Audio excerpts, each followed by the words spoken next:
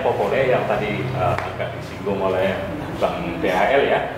Dari tulisan yang saya baca dan sudah saya podcast judulnya mungkin Joko Widodo bukan alumni UGM, itu betul? Dari tulisan omongan Suryo, ya, Roy Suryo, ya Roy Suryo, itu ditulis itu ditulis sangat apik oleh Roy Suryo, dan di sana adalah saat momen Niti Laku 2024 sekaligus untuk ke-15 tahun dan sekaligus hari ulang tahun ke-75 UGM. Di sana yang hadir itu diantaranya ada Mahfud MD, ada Ganjar Pranowo, juga ada Basuki, Menteri PUPR dan lain-lain. Nah, yang menjadi pertanyaan dan ini seperti Bang DHL tadi bilang bahwa ini adalah bukti ya atau kisi-kisi, emang sudah bukti karena Joko Widodo maupun Pratikno tidak hadir dalam acara Niti Laku maupun peringatan 75 tahun UGM. Artinya ini adalah sudah membuktikan bahwa Joko Widodo bukan alumni dari UGM. Bagaimana menurut pandangan dari Bang DHL? Ya, terima kasih. Saya jawab sedikit ya. Pertama, itu pertanyaan dan pendapat adalah pendapat publik.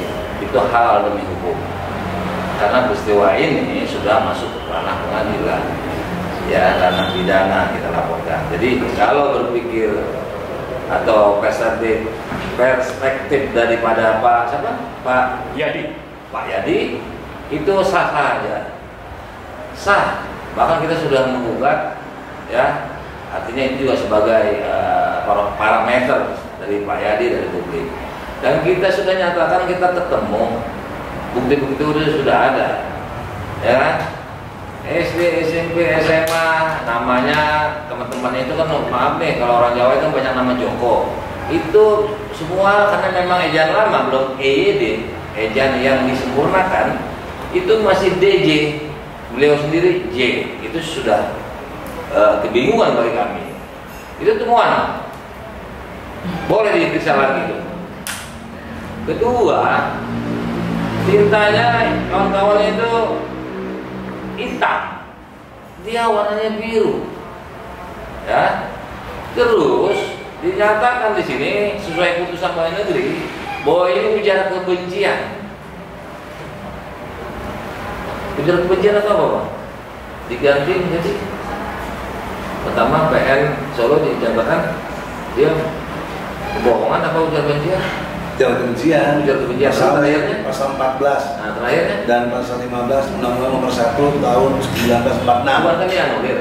Itu di PT. Nah, di PT jadi kebencian. Jadi kebencian. Pertamanya bohongan. Bohongan. Membuat kegaduhan. Jadi kalau menyampaikan hasil itu adalah sebuah kebohongan, yang benarnya yang mana? Kok ahlinya tidak pernah meriksa, mengkomparasi barang palsu sama barang asli? Penyidik tidak pernah melihat yang asli. Jadi bagaimana menuduh kebohongan yang membuat kegaduhan? Seorang presiden ya kalau dituduh bohong, kalau gaduh-gaduh sudah biasa itu. Rakyat aja kalau berbohong antara tetangga bisa gaduh, apalagi seorang presiden tuduhan publik. Nah, digantilah itu jadi ujar kebencian karena kebohongannya mana? Kebohongannya dianulir bukan oleh kita, dianulir oleh Pengadilan Tinggi Semarang. Dikuatkan lagi anulir tersebut oleh Mahkamah Agung. Jadi semua ahli, penyidik, jaksa, pengacara, hakim tidak pernah melihat aslinya. Nggak ada. Bahkan ditanya sama Bang Egy, itu habis gimana? Kata jaksa. Saya ditanya itu dari polisi. Ya, dapatnya seperti itu. Apa yang dia periksa yang asli yang mana tidak, gitu loh. Nah itu meyakinkan kita, ditambah lagi, ya kan, dari foto-foto yang beredar. Kalau bukan dia jawab dong. Ini hak publik. Ini jutaan orang itu melihat. Dia juga Jokowi ini punya akun, ada Intel, ada Kapolri, ada banyak semua di situ. Bahkan pengadilannya di Solo di kampungnya. Kenapa nggak mau meriksa itu foto itu? Dia nggak jawab karena sudah dipotong-potong sama ahli, walaupun nggak lab.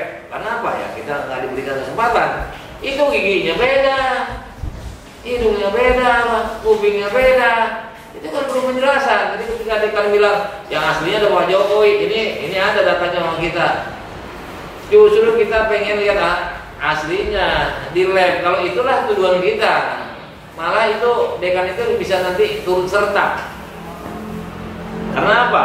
Dia bilang ada di dokumen. Itu kan dokumen negara. Itu kan kampus punya negara, punya bangsa kita. Dia masukkan arsip di situ. Jadi ada aslinya sama Jokowi. Justru untuk memeriksa itu harus punya yang asli. Makanya bagaimana dituduh kebohongan, menyebarkan itu buat orang gaduh si Bang Menteri sama Gus Nur ya, serempetnya itu Gus Nur. Karena buat podcast saat itu. Bagaimana akhirnya mereka sendiri ganti ujar kebencian. Logikanya bukan kita menerima itu putusan PT dan MA, bukan. Coba logikanya bagaimana di mereka para Yudeks Pakti tingkat pertama paling tinggi dan Yudek Yuris Mahkamah Agung, bagaimana bisa menyatakan ujar kebencian kalau tidak ada kebohongan? Bagaimana? Kalau benar kata-kata Bambang Menteri kan tidak bisa dinyatakan sebagai ujar kebencian. Nah, nggak pernah diperiksa. Makanya Alim tanya, jadi yang Anda periksa itu apa? Perbandingannya apa? Ketawa aja. Cuma ketawa. Betul nggak? Teman saya juga itu ahlinya sama-sama di Dewan Pimpinan Pusat Kongres Advokat Indonesia. Itu namanya adalah ya.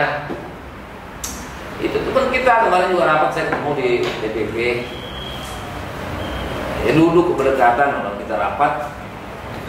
Jadi seperti itu. Bagaimana dia menyatakan kebencian kalau tidak ada kebohongan? Nah, ditambah lagi dengan Dr. Roy Suryo yang Bapak bilang tadi ada kisi-kisi. Bagi saya itu satire. Mulyadi, Mulyono itu kan ngakunya dia pernah jadi nama Mulyono waktu kecil karena sakit. Nah, terus juga ejekan dari Republik juga Mulyono. Mulyono itu iparnya yang diduga memang lulus sana, dipakai ijazahnya. Ini kan perlu kejelasan. Sampai di mana? Nah, kok polisi diam aja? Sekarang Gibran lagi nih, sama gennya. Ya kan, gennya Gibran adalah Jokowi, yang bohongnya 100 kali lebih menurut catatan kita. Gennya Jokowi ke atas, simpang siur, artinya banyaklah yang dilakukan publik. Kalau gennya Megawati jelas, Insinyur Soekarno, Presiden Republik Indonesia yang pertama, proklamator. Jadi kalau buat perbandingan memang jauh. Makanya apabila dikejar serius oleh PDIP, kita yakin, kita berdoa, kita sama dukung Jokowi dan Gibran pasti ketangkap, pasti digulung. Takbir. Tambah lagi satu poin penting itu ya, putusan MK kemarin kaitan dengan bisa lolosnya Gibran sehingga jadi Wapres sekarang, yaitu menyatakan dalam persidangan bahwa tidak ditemukan nepotisme kepada Gibran. Nah, kalau itu betul logika hukumnya, jadi si Gibran itu anak siapa gitu. Nah, nepotisme itu diambil kata dari nephew. Itu bahasa Inggris. Ya, artinya keponakan. Jadi kok MK yang sekelas begitu, profesor doktor yang banyak itu, hakim senior, kok on gitu loh. Gimana sih MK ini? Itu malu. Ya malu gitu. Bagaimana logikanya? Bukan nggak ditemukan nepotisme. Penjelasan nanti Jokowi punya adik Hidayati kawin sama Usman, kan itu problem serius. Itu yang kita laporin ke Polda Metro, nggak diproses sampai sekarang, sudah jalan hampir setahun. Saya kira itu problemnya. Ada lagi? Bisa jadi pintu masuk PDIP. Nah, bisa juga masuk PDIP, pintu masuknya banyak. Boleh penutup? Ya boleh. Kalau tuntutan atau gugatan yang lalu kan masih banyak kelemahan ya. Barangkali kalau sekarang kan sebetulnya sudah dibuka. Yang terakhir Megawati sudah memberi jalan, tadi sudah disebutkan dengan dipecatnya si Joko ya kan. Terus kemudian Roy Suryo sudah memberi kisi-kisi melalui tulisannya yang tadi dibilang satir. Nah, kemudian Joko itu sudah tidak lagi menjadi presiden. sejauh mana optimisme dari TPUA untuk bisa menangkap dan mengadili Joko Widodo? Jadi begini, upaya kita sebagai publik tentu kan sesuai koridor hukum. Kita sudah menggugat, ternyata ditolak lantaran. Jadi ya, kita sekaligus klarifikasi nih. Ini sisi buat pandang hukum kami dari TPUA bahwa itu nebis idem, artinya bukan nebis idem. Itu tapi ditolak nebis idemnya bahwa kita pernah buat itu ditolak. Nah, yang dikabulkan adalah bukan kompetensi daripada pegawai negeri. Jadi itu namanya kompetensi absolut. Harusnya tun namanya. Nah, masalah tun itu cuma 90 hari waktunya. Bagaimana kita bisa menggugat ijazah dan lain-lain ya waktunya sudah lewat 90 hari. Satu. Kedua, dengan diputusnya NU itu sehingga tidak masuk kepada tahap pembuktian atau pokok perkara. Tidak ada, dia nggak perlu lagi ngasih bukti material, bukti tuh bukti formil yang menjadi nanti akhirnya kebenaran yang material. Bukti formil itu ijazahnya. Jadi dia menghindari itu. Oke, itu sudah putusan seperti itu, ya. Namun kenapa ketika mediasi nggak ditunjukkan? Memang nggak punya otonya. Sebelum juga sebelum pengadil oto memang nggak punya, dia nggak punya. Yang asli nggak dikasih. Harusnya ini logika pengacara. Kita kan advokat. Setiap orang tergugat dan menggugat menyatakan ini sertifikat saya, ya kan? Itu palsu punya dia. Dia akan memperlihatkan keaslian ijazah dia, sertifikat dia. Ini atau dituduh nggak punya atau dipalsu ini, periksa aja. Itu akan dipegang oleh advokat. Nanti fotokopinya masuk untuk ke hakim. Nah, diperiksa hakim, oh iya, nanti fotokopi yang di nasegler masuk, ini ditarik. Dia nggak punya, nggak megang. Bagaimana kita mau damai gitu loh. Nah, dari situlah kita berpikir. Padahal kita bilang perlihatkan saja, kami cabut, betul bang? Case close. Tutup kasus. Nggak mau, ada kesempatan itu. Cuma lihat aja. Ya kan, itu trik kami tuh. Kalau dia sempat ngeliat tuh, udah urusan kami lagi nanti tuh, ya. Nah, cuma dia pernah memperlihatkan. Nggak mau. Nggak pernah. Nah, di pidana juga begitu. Jadi perdata nggak pernah melihat. Si polisinya nih untuk bahan menangkap itu apa? Bohongnya Jokowi apa? Membuat benci itu kan bohong. Enggak, bohongnya Bambang Trimagusnur. Bohongnya apa? Membuat kebencian. Apa yang dibuat kebencian? Oh, itu hak publik. Membuat video YouTube menyampaikan dan Pak Menteri itu pelacakannya sesuai jurnalis. Dia jurnalis. Dan dia penelitian. Hah? Penelitian ya. Dia penelitian. Dia bikin buku. Jokowi Undercover itu. Jokowi Undercover itu adalah hasil karya. Ketidakbenarannya itulah klarifikasi. Kalau polisi investigasi. Klarifikasi dari Jokowi. Ini loh. Ini bukan malah dijawab apa? Kan katanya ada yang bilang itu nggak ilmiah. Yang ngomong Kapolri loh. Kapolri yang ngomong itu nggak ilmiah. Dia kan cuma lulusan SMA. Itu harusnya yurisdiksi daripada perguruan tinggi yang menyatakan ilmiah atau tidak ilmiah. Dan kalau kita pelajari Undang-Undang Nomor 40 Tahun 2009 tentang pers, itu sudah jurnalis, hasil jurnalis. Salah nggak benar itu urusan nanti.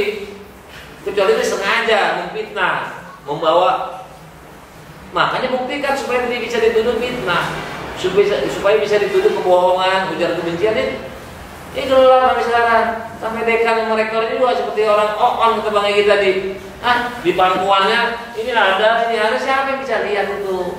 Dan itu fotokopi itulah kejahatan di situ tuh, sindikatnya di situ tuh, ya kan? Dekan. Sama dengan kalau kita udah kasih solusi, bawa ke DPR. Itu siapa? DHR itu siapa? Bawa ke DPR sebagai wakil rakyat untuk melihat aslinya. Jokowi kan bisa dipaksa. Nah, inilah mungkin nanti dari PDI Bang akan memaksa KPU semua untuk memperlihatkan yang kopi-kopi tersebut. Begitu juga Gibran dipanggil Diknas sama PDIP. Dari mana kalian bisa, ya kan, menyatakan bahwa ini D1 setara SLA? Dari mana? Nah, sekarang udah simpang siur juga nih bang. Seolah pernah SMA, gua pindah-pindah. Jadi udah mau dibikin khusus. Yang jelas dia lulus SMP langsung ke Singapura, langsung ke Australia, nggak pernah ke SMA. Malah ada diduga narkoba. Kalau dia mau bikin paket, tapi udah terlambat. Paket C, kan? Tapi terlambat, udah jadi wapres baru. Udah nggak bisa. Tapi kan ya, mudah-mudahan puas. Ini pertanyaannya fokus, optimisme dari TPU apa? Coba, bisa. Begini brother, jadi yang dihormati dan YouTuber lainnya, kami hari ini sangat bersemangat dengan optimis. Apa yang membuat optimis? Ada beberapa poin. Satu, kondisi dulu 2 tahun lalu dan hari ini berbeda jauh secara kondisi politik. Presiden sudah bukan Jokowi, presiden sudah Prabowo. Yang kita masih punya harapan Prabowo ini bisa bertindak benar. Ya, itu optimisnya. Maka tadi saya katakan Prabowo nggak usahlah cawe-cawe kayak Jokowi. Tegar saja sesuai dengan janjinya, menegakkan hukum seluruh-seluruhnya, sebenar-benarnya demi nusa dan bangsa. Kami sudah ke polisi, kami ke DPR. Tolong berproses ini menjadi satu proses hukum yang bisa ditegakkan. Optimis kita. Beda dalam konteks struktur yang lalu. Yang kedua, lebih spesifik lagi, partai yang dinaungi oleh Jokowi yang dulu, karena partai inilah Jokowi jadi presiden menurut Undang-Undang Dasar 45. Presiden itu dicalonkan atau diusulkan oleh partai atau gabungan partai. Itu Undang-Undang Dasar. Nah, maka dengan dicabut sebagai dipecat anggotanya, dia nggak punya kartu anggota partai, sesungguhnya presiden sekarang Jokowi tidak pernah menyandang mantan presiden. Mantan presiden dari mana orang dia? Ijazahnya palsu, udah dipecat gitu. Itu ilmu hukum yang orang nggak banyak tahu. Jadi optimisme ini karena ada sikap pemecatan dari PDIP, ini mengendorse kita, mendorong kita betul-betul optimis. Kenapa? Karena kelembagaannya di DPR jalan, kan dia fraksi terbesar di DPR, ya. Ketua DPR-nya orang PDIP, anaknya Ibu Mega. Kalau nggak bantu ibunya, wah ini anak khianat, anak durhaka. Jadi optimis saya atas izin Allah ya. Nah yang ketiga, optimis kita sebenarnya yang pertama, kita kan punya Allah. Allah tuh senangnya gitu, nguji dulu kita gitu. Nguji hambanya. Ini sabar nggak nih orang nih, ini istiqomahnya. Dan itu dibuktikan di film-film. Jagoan biasanya kalahnya belakangnya. Balangnya belakang. Depan-depan kalah dulu.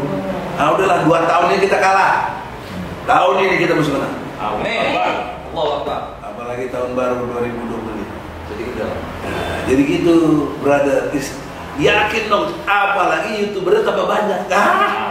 Terus berita semakin apa istilahnya membara. YouTuber berjuang, nggak pernah dikasih pulsa. Ada closing statement dari DHL, silakan. Jadi sebetulnya tadi saya terlalu teknis hukum dari. Dia tanya optimis. Optimisnya itu saya udah jawab ya. Bahwa sangat optimis. Sangat optimis sudah jawab. Cuma tolong publik mengetahui, kita hanya berusaha. Kita nggak bisa nangkep Jokowi dengan tangan, dengan kaki, dengan sesuatu yang di luar hukum. Kita menggugat, itu hak kita, tanggung jawab kita terhadap bangsa. Dan dengar-dengar katanya dari KNPRI sama Partai Rakyat Oposisi mau bikin laporan polisi, dengar-dengar. Nanti saya habisin dulu. Kita tanya lagi. Kita yang balik nanya nanti ya. Kedua kita lapor. Itulah batas, itulah yang publik bisa menyadarkan, menghimbau legislatif, menghimbau presiden saat ini. Tinggal menyuruh Kapolri Jaksa Agung, itu ada laporannya, informasi dari TPU. Like nih kan? Nih. Nanti kan ada juga yang ini kan berulang ya, apa ada rekod lagi rekaman. Itu udah ada. Itu ketangkap sebentar. Itu orang KPU ketangkap, orang Diknas yang bermain-main dengan ketentuan yang dia bolak-balik ditangkap itu. Orang KPU ini Gibran udah KPU tingkat kabupaten, tingkat DKI, bekas cawagup, dan tingkat KPU pusat. Karena keanehan waktu Capres, kena semua itu. Karena waktu kita ikut GM juga. membela Pak Menteri Gusnur, itu kepala sekolah bilang menyatakan nggak pernah lihat aslinya. Kepala sekolah. SD, SMP, SMA. Kalau yang S1 nggak datang tuh rektor, malah dia buat di TV tuh acara. Ini ada. Gimana cara ngelihatnya? Ya kan? Oh, ke pengadilan tuh. Tapi mereka bisa legalisir, nggak pernah lihat aslinya. Itu bisa dibuka dalam putusan, nggak pernah lihat. Makanya Bang Egy bilang itu Jokowi nggak punya ijazah SD, SMP, SMA. Secara hukum benar, karena nggak ada aslinya, nggak bisa diperlihatkan. Legalisir juga mengaku nggak dibawa aslinya itu, kata si kepala sekolah ini, nggak pernah mereka melihat. Cuma saya bilang kalau melihat Jokowi ya yang SMA doang sih lulus. Cuma memang misterius ijazahnya itu. Nah ini PDIP ini bisa manggil karena dia sudah mengaduk ketentuan hukum. Ini haknya untuk memanggil Jokowi. Nah, presiden tahu, presiden sebentar tinggal telepon usut. Nggak lama itu Jokowi sama Gibran dan keluarga semua ketangkap. Nah, kita optimis Pak Prabowo ini tinggal seperti PDIP mengatur langkah politis, ya kan? Momentumnya beliau yang tahu. Nah, ini menurut kami, mudah-mudahan kita doa supaya Prabowo memegang sumpah dan janji yang disampaikan oleh Bang Egy tadi. Demikian optimis kita selalu. Dan kita hanya punya tanggung jawab berjuang. Itu kata ulama, ya kan? Nah, mengenai menang kalah itu urusan Allah. Yang penting kita tetap berjuang. Kita harapkan yang terakhir yang terbaik. Wa bil akhirati khairul laka minal ula. Demikian Bang Egy. Ya, demikianlah saudara-saudara. Semoga bisa diambil manfaatnya oleh siapapun yang mau memanfaatkan. Assalamualaikum warahmatullahi wabarakatuh. Waalaikumsalam warahmatullahi wabarakatuh. Salaman. Takbir. Allah.